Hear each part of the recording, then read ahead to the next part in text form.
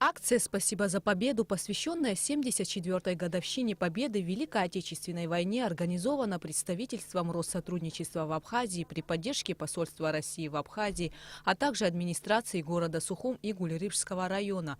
Велопробег стартовал в 9 часов утра от Дома Москвы в Сухуме.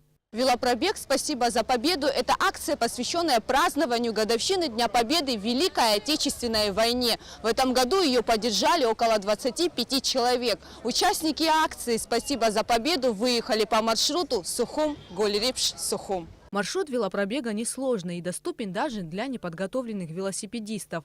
Акция проводится уже не в первый раз, но организаторы отмечают, что каждый год к акции присоединяется все больше людей. С каждым годом в Абхазии увеличивается велодвижение, соответственно, участников становится больше.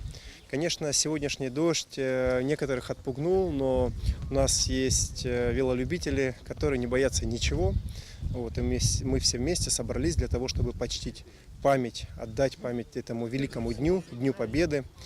И, конечно же, мне хочется поздравить всех жителей Абхазии, гостей Абхазии с этим замечательным праздником и поблагодарить ветеранов. Участники велопробега возложили цветы и венки к братской могиле советских воинов в поселке Гуль-Рыж и памятнику воинам, погибшим в Отечественной войне народа Абхазии в селе Матяра. В велопробеге приняли участие люди разного возраста. Самым младшим участникам акции 12 лет. Саид и Никита у нас самые молодые участники. Саид и Никита уже второй год участвуют, и в этом году их физическая форма гораздо выше.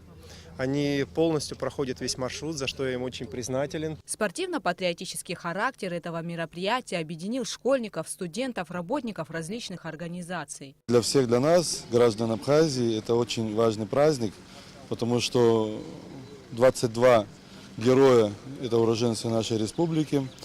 Множество людей ушли на фронт и не вернулись, отдали свои жизни за свободу Советского Союза и за наше будущее. И поэтому то, что мы проводим в этот день велопробег, это минимальное то уважение к памяти этих людей. Велопробег, посвященный памяти ветеранов, воинов, павших в Великой Отечественной войне, стал и призывом вести здоровый образ жизни. Акция «Спасибо за победу» проходит уже 7-й год и собирает несколько десятков человек, объединенных этой идеей. Гугуца Вардани, Инала Гухава, Абхазское телевидение.